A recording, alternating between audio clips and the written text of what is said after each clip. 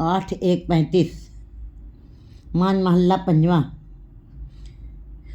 इस पदे में गुरुजी ने स्वयं ही प्रश्न किए हैं और फिर उसका उत्तर भी स्वयं ही दे रहे हैं। कुछ कुछ पदों में गुरुजी ने स्वयं ही प्रश्न किया है और स्वयं ही उसका उत्तर भी दिया। इसका मतलब उन प्रश्नों के उत्तर बड़े कठिन हैं, वो अति प्रश्न हैं जिनके उत्तर हर मनुष्य को देना बड़ा ही कठिन हो जाता है। इसीलिए गुरुजी ने स्वयं प्रश्न करके उत्तर भी दिए हैं। कौन सु मुक्ता, कौन सु जुक्ता, कौन इस संसार में आके मुक्त हो गया है, कौन से जीव हैं जो उस परमात्मा के नाम की जुक्ति को जान गए हैं, कौन सु ज्ञानी, कौन ज्ञानी है, कौन वक्ता है, कौन वक्ता है, कौन उसकी बात का व्याख्या कर सकते हैं, बोल सकते हैं, कौन सी गिरही, कौन उदासी हैं, कौन उदासी हैं, कौन हैं जो उदासी हैं, कौन सी कीमत पाएगी और कौन से ऐसे जीव हैं जिन्होंने उसके नाम की कीमत डालने की कोशिश भी की है। किन विध बाधा, कैसे संसार में कौन से कार्य करने से जीव इस संसार में बंध जाता है, बंधनों में बंध जाता है, फाहियों में पड़ जाता है, ये बेड़ियों में जकड़ जाता है। किन भी छूटा और कौन से कार्य करने से जीव इस संसार से, इन बंधनों से, इन फाइयों से और इन विकारों से मुक्त हो जाते हैं। किन विध आवण जावण टूटा, कौन सी विधि ऐसी, कौन से उपाय हैं, कौन से कार्य किए जाते हैं जिससे जीव के आवन जान का चक्र खत्म हो जाता है। कौन कर्म, कौन नहीं कर्मा, कौन से कर्म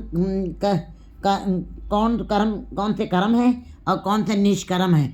क्योंकि निष्कर्म काम करना, कर्म करो तो निष्कर्म कहते, कर्म करते हुए निष्कर्म बन जाना वो अलग होता है। और कर्म का मतलब गुरुजी बता कौन से कर्म हैं और कौन से कर्म निष्कर्म कहलाते हैं। तो कौन सो कहे कहाए जियो, और कौन से कर्म जो है कहने कहाने में ही रह जाते हैं।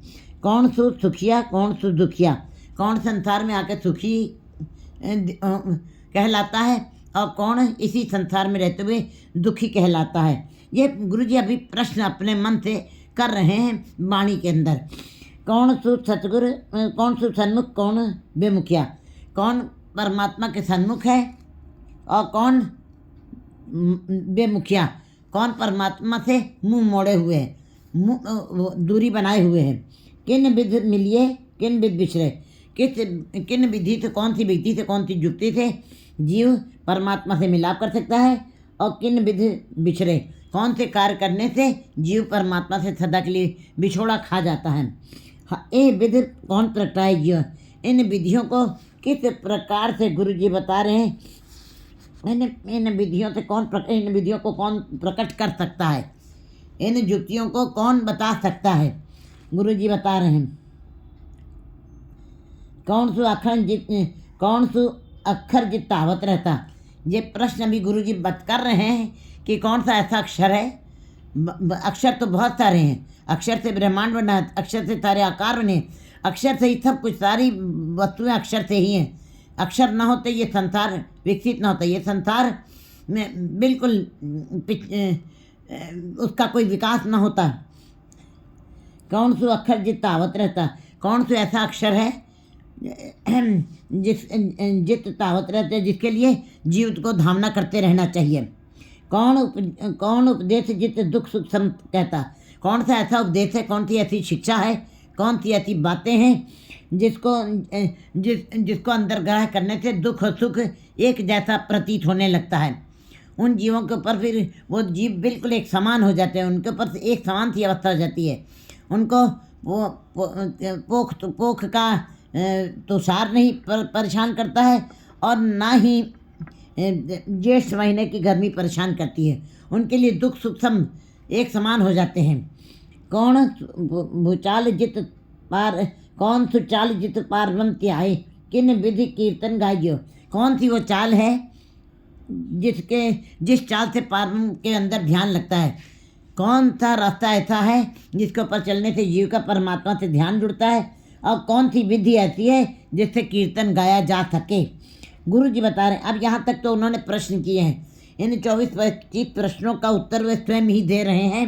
पहले प्रश्न किए फिर उत्तर हैं, क्योंकि प्रश्न करना भी आसान नहीं है, उत्तर देने भी आसान नहीं। गुरु जी बता रहे हैं, आगे उत्तर दे रहे हैं। गुरुमुख मुक्ता, गुरु की तरफ जो उन्मुख हैं, गुरु के उपदेशों को जिन्होंने माना है और गुरु के उपदेशों के ऊपर चले हैं, जिन्होंने गुरु के उपदेशों को दृढ़ किया है और गुरु के साथ मिलाप जिनका हुआ है, वे ही जीव मुक्त हुए हैं। बाकी चाहे जितने भी धार्मिक कर्म करते रहें संसार में रहते हुए, चाहे जितने भी यज्ञ पुण्य तीर्थ स्थान और चाहे जितने भी धार्मिक पुस्तकों का अध्ययन संसार में करते रहिए, कभी भी जीव मुक्त नहीं हो सकता है। गुरुमुख जीव मुक्त हुए हैं। जिन्होंने गुरु के उपदेशों को माना है, गुरु के शब्द को कमाया है, वे ही जीव मुक्त हुए हैं। गुरुमुख जुगता, और गुरुमुख जीवों ने ही उस जुगती को निकाला, उस रास्ते को चुना है, उसके रास्ते को पर ध्यान लगाया है, रास्ता ढूंढा है कि किस प्रकार से संसार में मुक्त हुआ जाए।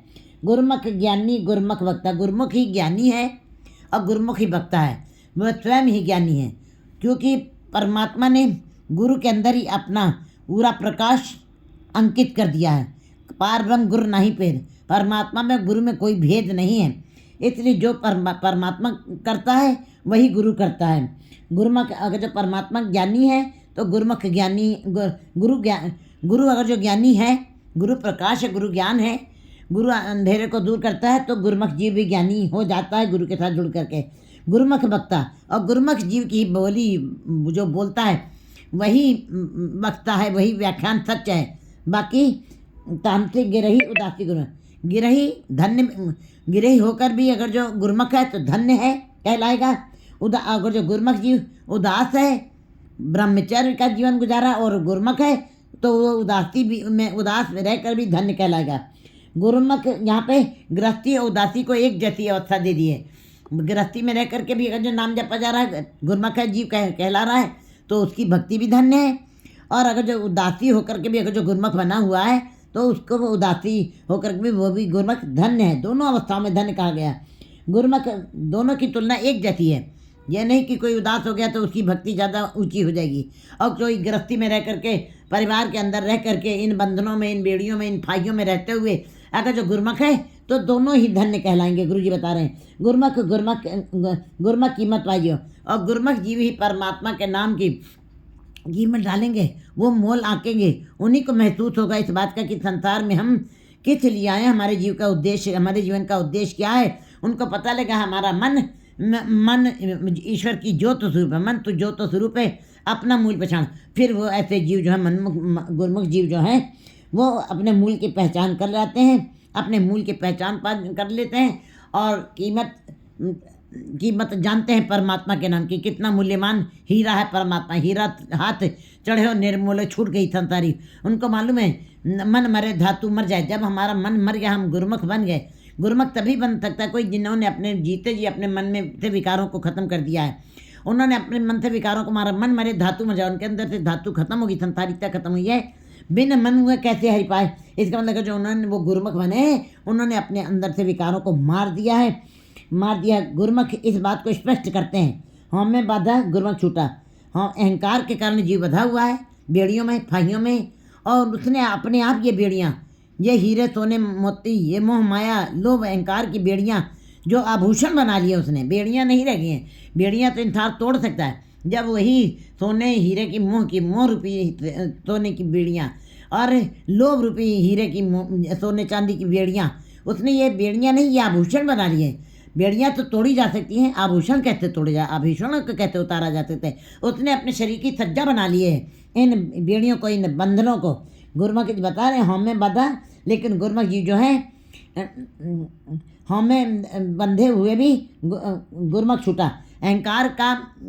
अहंकारी जीव जो है अहंकार में बंधे हमें बंधा, अहंकार का बहुत जीव को बांध देता है, लेकिन गुरुमुख छूटा। गुरुमुख जीव उससे छूट जाते हैं। गुरुमुख जीव अपने अंदर से मेमोरी को ख़त्म कर देते, अपने जीते जी अहंकार भाव को ख़त्म कर देते हैं। उनको पता हम जो कुछ भी कर रहे हैं उस परमात्मा की ही मर्जी से हो रहा है, मेरी कथनी से कुछ नहीं, मेरी व्याख्यान करने से कुछ नहीं, और मेरी जो भी मैं पढ़ रहा हूँ, सुन रहा हूँ, जो भी ईश्वर के लिए जो भी मेरे इंद्रियां काम करी वो मेरे हुक्म से नहीं, परमात्मा की रजा से हो रहा है। ये सारा ऐसी अवस्था गुरुमुख जीवों को प्राप्त होती है। गुरुमुख आमण जामण टूटा। गुरुमुख जीव का आने जाने का चक्र खत्म हो जाता है, क्योंकि वो गुरु की तरफ उन्मुख है, गुरु के उपदेशों को मानते हैं और गुरु के उपदेशों को मानते हुए गुरु में ही समा गए हैं। गुरु प्रकाश है और गुरु के अंदर प्रकाश है। गुरुमुख फिर परमात्मा और गुरुमुख में कोई भेद नहीं रह जाता है, इसीलिए वे भी स्थिर हो जाते हैं, वे भी एक रूप हो जाते हैं, उनका मन निर्विचार हो जाता है, आने जाना खत्म हो जाता है, स्थिर हो जाते हैं, परमात्मा में विलीन हो जाते हैं। गुरुमुख जीवों के कर्म ही गुरुमुख निष्कर्मा। गुरुमुख जीव कर्म करते हैं, निष्कर्म भाव से करते हैं, निष्कर्म भाव से। गुरुमुख जीव का काम कर्म कर तो है निकर्म तिस वैष्णव का निर्मल कर्म। ऐसे जीवों के द्वारा जो कार्य किए जाते हैं, धार्मिक कार्य किए जाते हैं, वो निष्कर्म होते हैं। निष्कर्म माने निस्वार्थ, उसके अंदर माया की कोई लाग लपेट नहीं होती, संसारिकता के भावों के कोई उसके अंदर जकड़ नहीं होती है। जो कुछ भी कर रहे हैं वो निष्काम होकर करें, निस्वार्थ होकर करें, उसके अंदर उनका कोई स्वार्थ नहीं है। और निस्वार्थ होकर जो काम किया जाता है वही परमात्मा के दरबार में कबूल होता है। गुरुमुख नहीं कर्मा, गुरुमुख करे सुबहाय जियो। गुरुमुख जी जो भी करते हैं कार्य वे भी कुछ सफल होते हैं। वो सदा ही वो गुरुमुख करे सुभाए जियो। कहते गुरुमुख जीव जो हैं जो भी कार्य करते हैं, कौन जो भी उपदेश देते हैं, वो रीत जिसमें जीव पारब्रह्म में ध्यान लगाता है वही कार्य करते हैं। गुरुमुख सुखिया, गुरुमुख जीव सुखी हैं क्योंकि गुरु की तरफ उन्मुख है, गुरु के उपदेशों को माना है, गुरु की शिक्षा को ग्रहण किया, उनके वे मर्यादित होके उनकी इंद्रियां मर्यादित हो गई हैं, उनकी इंद्रियां संसार में रहते हुए निरंकार का ही कार्य कर रही हैं। संसार में रहते हुए, गृहस्थी में रहते हुए, परिवार में रहते हुए भी उन्होंने निरंकार से अपने चित्त को जोड़ा हुआ है। गुरुमुख सुखिया, इसीलिए गुरुमुख जी जो है सुखी हैं। मनमुख दुखिया, और जो मनमुख जी मायाधारी है, जिन्होंने मन को मुख रखे कार्य किए हैं और जिनके ऊपर परमात्मा के नाम का लेप तक नहीं है, स्मृति तक नहीं, याद भी नहीं उनके अंदर चलती है, वे सदा माया की ही बातें करते हैं, माया की चर्चा करते हैं, माया को ही देखते हैं और माया वाले ही सारे धंधे करते हैं। जो भी कार्य उनके होते हैं वो माया से लिप्त होते हैं, इसलिए ऐसे जीव मनमुखी कहलाते हैं, मूर्छित हैं, अज्ञानी हैं, वे सदा ही दुखी रहते हैं। गुरुमुख जीव हैं, परमात्मा के सन्मुख रहते हैं, पास रहते हैं और अहंकारियाँ निंदका पिठ रे नामदेव मुख लाया। कहते हैं जो गुरुमुख जीव नामदेव को गुरुमुख की संज्ञा दी गई है, वो उनके तरफ परमात्मा का मुख है, और जो अहंकारी जीव है, मायाधारी जीव है, उनकी तरफ परमात्मा की पीठ होती है। अहंकारियाँ निंदका पिठ दे, इसका मतलब गुरुमुख जीव के तरफ परमात्मा सन्मुख रहता है, अपना मुख रखता है, मनमुख बेमुखिया। और मायाधारी जीव जो साक्षी हैं, जो मनुष्य जन्म लेकर के भी परमात्मा से दूरी बनाए हुए हैं, वे उससे सदा ही बेमुख रहते हैं। बेमुख हुए राम ते लगन जन्म बिजो, फिर उनके लिए दुख ही दुख होते हैं, विछोड़ा ही होता है, मिलाप नहीं। गुरुमुख मिलिए मनमुख बिछड़े। गुरुमुख जी परमात्मा से मिलाप कर जाते हैं, क्योंकि परमात्मा ने अपना स्वरूप, अपनी शक्ति गुरु के अंदर टिका दी है। जो परमात्मा करता है वही गुरु कर रहा है, जो परमात्मा बोलता है वही गुरु बोल रहा है। इसका मतलब वही भाषा को जो गुरुमुख जी भी बोलने लगे, जिसके ऊपर गुरु की कृपा होगी, जिन्होंने गुरु किया है, गुरुमुख मिलिए, ऐसे जीव फिर जो हैं वो मिल जाते, मिलाप हो जाता उनका परमात्मा से। मन मुख बिछड़े, मनमुख जीव जो है बिछुड़ जाते हैं। कहते हैं सबसे बड़ा बिछोड़ा, पहला दुख ही आत्मा से परमात्मा का बिछोड़ा है, जो मनमुख जीवों के लिए सदा ही ये अवस्था बनी रहती है, क्योंकि वो उनके अंदर परमात्मा की याद नहीं चलती, वो बेमुख है। बिछड़े गुरुमुख विद प्रगटाए जियो, और गुरुमुख जीवों ने अपनी युक्ति से अब गुरु के शब्द के साथ जुड़ करके अपने उसके उपाय लगाए, कोशिशें की हैं और अपने अंदर उसको प्रकट किया है। गुरुमुख अक्षर जितावत रहता, गुरुमुख जो ऐसे अक्षरों का अध्ययन करता है, गुरु के शब्द का अध्ययन करता है, गुरु के शब्द की दौड़ लगाता है, उनको संसारिक अक्षरों की ज़रूरत नहीं है, जिसके साथ संसारिकता का ही लाभ उठाया जा सकता है। जैसे संसार की पढ़ाई करके जीव जो है बैरिस्टर और जज और डॉक्टर बन जाते हैं, ये संसारिकता की पढ़ाई है।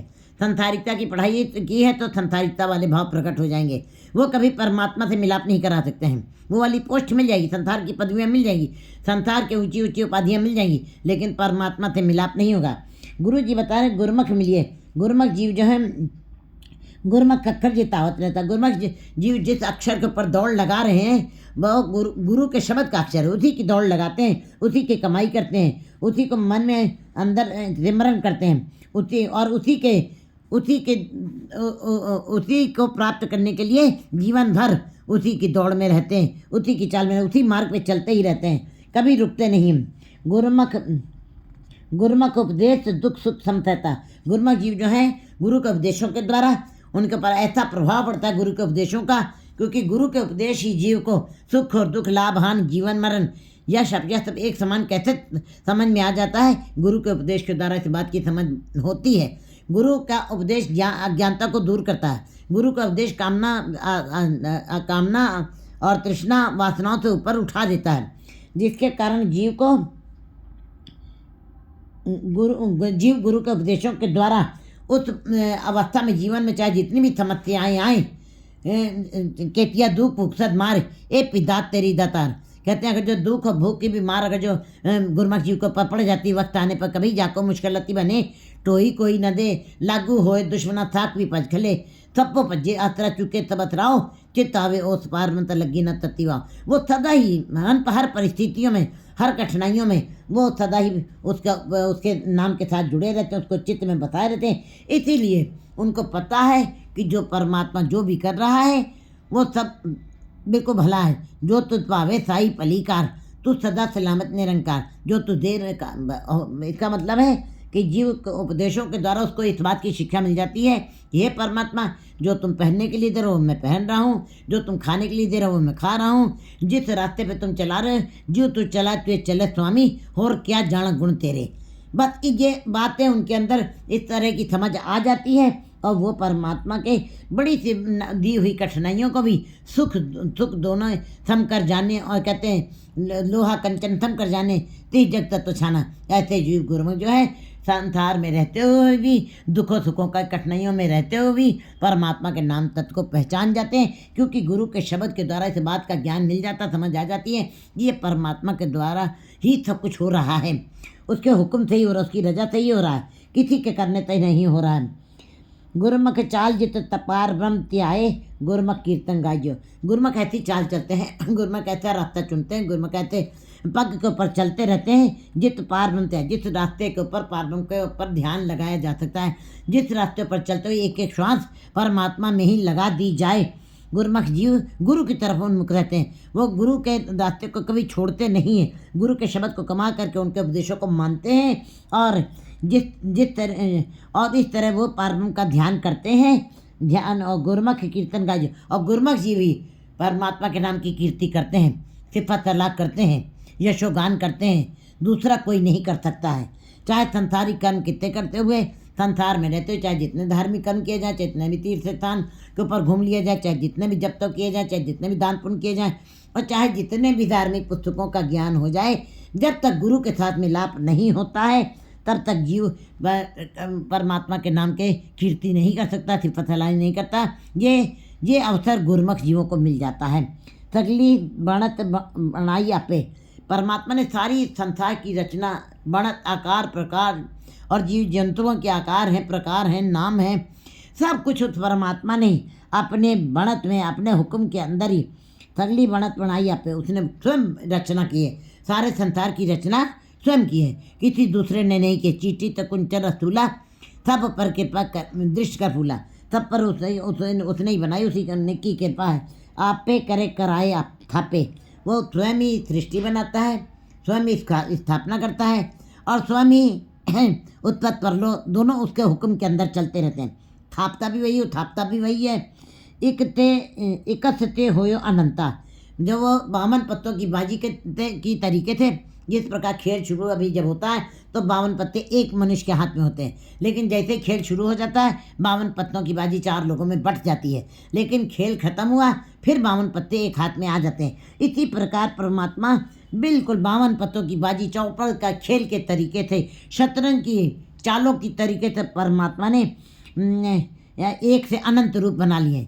आपे एक, आपे अनेक, कहते वो स्वयं ही एक है, स्वयं ही अनेक है। सर्वगुण निर्गुण निरंकार सुन्न समाधि आप, आपन किया नानका पे प्रजाप। वो निर्गुण रूप में भी स्वयं बैठा है, और जब उसने अपनी मौज मस्ती में आया तो उसने सरगुण रूप फैलाया, अपनी मस्ती में आकर के उसने जीव जंतु बनाया, मोह बना दिया, बैर बना दिया, विरोध बना दिया, छल बना दिया, पाप पुण्य बना दिए। ये सब उसने एक कस्य हो अनंता, अनंत अनंत दरिये बहा दिए, असंख्य जप असंख्य भाव, जपियों के तपियों के नदियाँ बहा दी, और असंख्य मूर्ख अंधकोर ऐसे भी सरोवर असंख्य असंख्य का निर्माण कर दिया। असंख्य नाव असंख्य ताव अगम अगम असंख्य लो, असंख्य कह सिर पार हुए।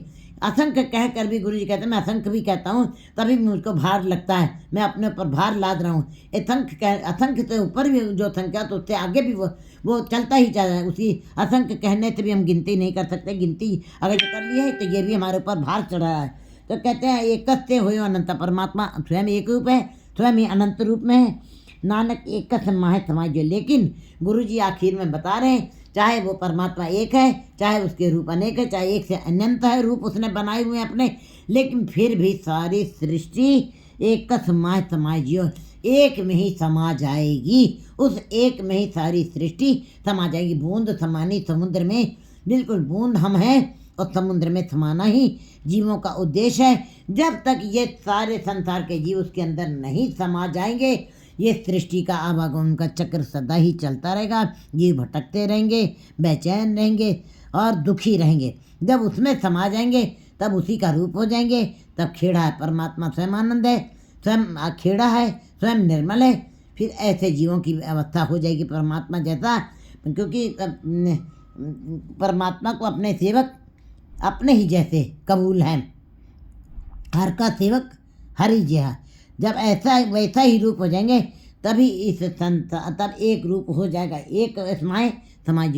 जीवों का उद्देश्य, जीवन का उद्देश्य उसी के अंदर समाना है। 9-2-36